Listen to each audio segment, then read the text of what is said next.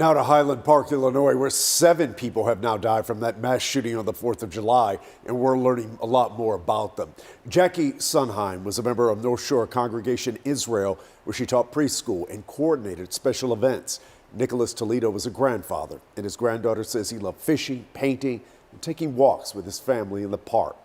The county coroner also identified Catherine Goldstein, Stephen Strauss, and a husband and wife, Irina and Kevin McCarthy.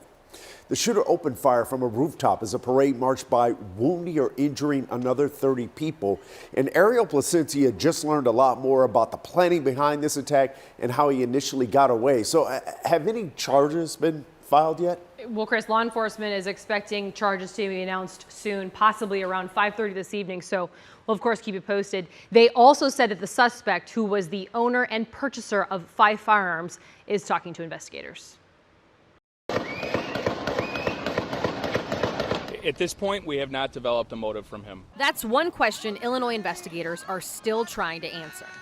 We have no information to suggest at this point it was racially motivated by religion, or any other protected status. One day after the attack in Highland Park, a city north of Chicago, authorities have pieced a timeline together. But we do believe Cremo pre-planned this attack for several weeks. Investigators say the suspect climbed up the fire escape ladder to get to the roof of an unidentified business. That's where he fired over 70 rounds using a high-powered rifle that investigators describe as similar to an AR-15. That it appears to have been purchased legally by Cremo. After the shooting, authorities say he dropped the rifle and blended into the chaotic crowd.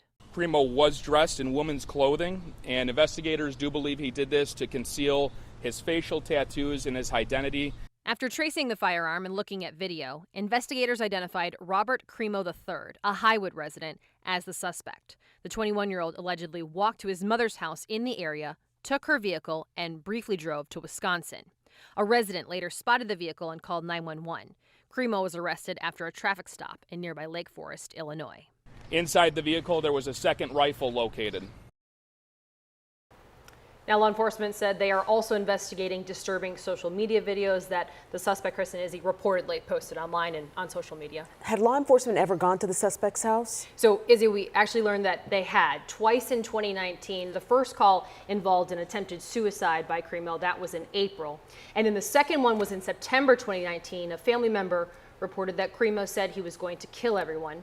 Police then removed 16 knives, a dagger, and also a sword from the home. He was not arrested at the time, but Chris and Izzy, there was no information that he possessed any firearms at the time either, investigators said. And I think they made a point of saying, you know, that didn't rise to the level of you say things like that doesn't mean police can come in and just arrest you. Certainly talked about it being a case-by-case basis on when they can make those arrests. They talked about that in the press conference today. All right, thanks for all the context. Thank you.